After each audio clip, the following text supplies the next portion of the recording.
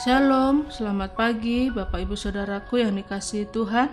Salam sejahtera buat saudara semua dimanapun berada. Kembali saya mengajak Bapak Ibu Saudara untuk bersaat teduh dan berdoa dalam renungan penuntun kehidupan setiap hari. Kiranya damai sejahtera dan sukacita oleh Roh Kudus senantiasa melimpah dalam hati dan kehidupan kita semua. Tema renungan kita hari ini, dijamu dalam kerajaan Allah. Ayat bacaan kita terdapat di dalam Injil Lukas 14 ayat 15-24 dan di dalam ayat yang ke-15 berkata demikian. Mendengar itu berkatalah seorang dari tamu-tamu itu kepada Yesus, "Berbahagialah orang yang dijamu dalam kerajaan Allah." Bapak Ibu Saudaraku yang dikasihi Tuhan, di mana ada orang merayakan hari-hari penting dalam kehidupannya, biasanya dia mengadakan pesta dan mengadakan perjamuan makan besar. Dan masing-masing meluapkan kebahagiaannya, bercerita hal-hal baik yang dia alami. Tetapi tahukah saudara bahwa puncak setiap pesta, puncak setiap perjamuan bukanlah perjamuan atau pesta yang diadakan oleh orang-orang yang paling kaya yang ada di muka bumi ini. Tetapi pesta dari segala pesta, perjamuan di atas segala perjamuan, yang tertinggi pada akhirnya hanya akan terjadi di dalam kerajaan Allah. Ketika Yesus sendiri yang menjadi mempelai laki-lakinya akan menjemput gerejanya, akan membawa pulang gerejanya, disitulah akan diadakan pesta besar yang sebelumnya tidak pernah terjadi. Karena itu meskipun kita harus menderita di muka bumi ini, meskipun kita harus sengsara di muka bumi ini, kita percaya bahwa akan ada pesta besar yang sedang menanti kita.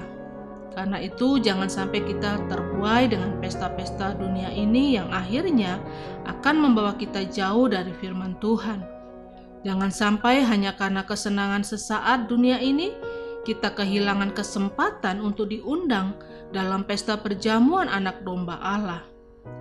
Alkitab mau menggambarkan bahwa orang yang berbahagia bukanlah orang yang sekedar memiliki harta kekayaan, pangkat, kedudukan, dan nama yang terkenal. Tetapi Alkitab mau menjelaskan kepada kita bahwa orang yang berbahagia adalah orang yang akan dijamu dalam kerajaan Allah.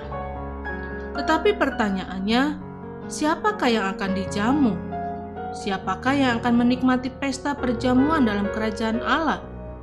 Melalui ayat bacaan kita hari ini, kita pelajari bahwa yang pertama, orang-orang yang tidak mencari-cari alasan. Merekalah yang akan menikmati pesta perjamuan dalam kerajaan Allah. Dunia ini adalah dunia yang penuh dengan alasan. Bahkan, saya berani berkata bahwa manusia yang hidup dalam dunia ini adalah profesor alasan yang selalu punya 1001 alasan untuk membenarkan dirinya. Apapun persoalan kita, yang harus kita buat bukanlah mencari-cari alasan. Ketika kita gagal, ketika kita jatuh dalam dosa, ketika kita melakukan sesuatu yang bertentangan dengan firman Tuhan, tidak ada jalan lain kecuali kita mengakuinya di hadapan Tuhan dan bertobat. Berarti walaupun kita sudah begitu berdosa sekalipun, kalau kita tidak mencari-cari alasan, kita mau bertobat, maka pintu pengampunan selalu terbuka buat kita. Yang kedua, siapakah yang akan menikmati perjamuan dalam kerajaan Allah?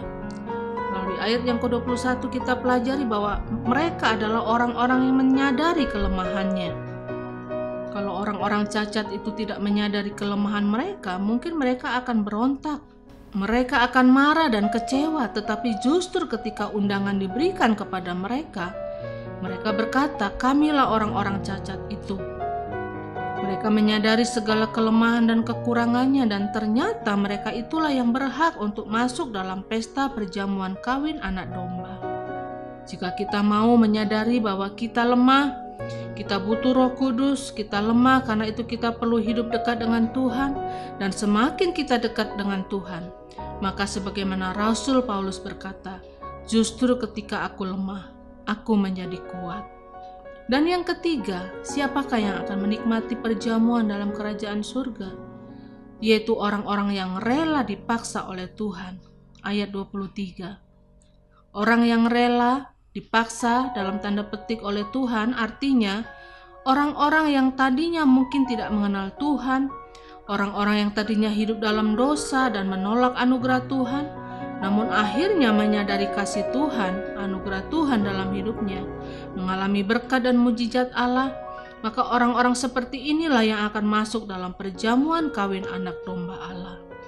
Karena itu Bapak Ibu Saudaraku yang dikasihi Tuhan, jika hari ini kita tidak memiliki kepastian untuk masuk dalam pesta perjamuan anak domba Allah, berarti sekaranglah saatnya kita tidak lagi mencari-cari alasan untuk tidak hidup dekat dengan Tuhan. Tetapi mulai hari ini, mari kita belajar untuk menyadari kelemahan serta kekurangan kita, belajar bersyukur dan menghargai setiap anugerah Tuhan dalam kehidupan kita. Amin. Mari kita berdoa. Terima kasih Tuhan Yesus buat tuntunan firman-Mu pada hari ini, yang mengajarkan, yang mengingatkan kepada setiap kami bahwa sesungguhnya Engkau telah menyediakan perjamuan pesta anak domba Allah, yaitu di dalam kerajaan surga. Dan kami tahu Tuhan, tidak semua orang dapat masuk di dalam perjamuan anak domba Allah, karena ada banyak orang mencari-cari alasan untuk menerima anugerah Tuhan. Tetapi kami bersyukur oleh karena kasih-Mu Tuhan, kami boleh menerima kasih karunia dari Tuhan, sehingga Engkau telah mengaruniakan kepada kami keselamatan yang kekal. Untuk itu Tuhan, biarlah lewat firman-Mu pada pagi hari ini, Engkau menuntun setiap kami, untuk kami boleh menyadari betapa kami memiliki banyak kelemahan dan kekurangan. Dan karena itu kami perlu Engkau, kami butuh Engkau dalam hidup kami.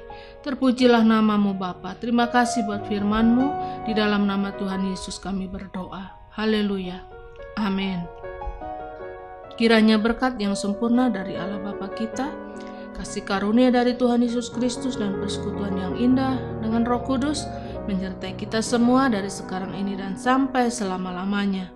Maju terus dalam tuntunan Tuhan, tetap semangat, sampai jumpa esok hari dalam penuntun kehidupan setiap hari, dan Tuhan Yesus memberkati.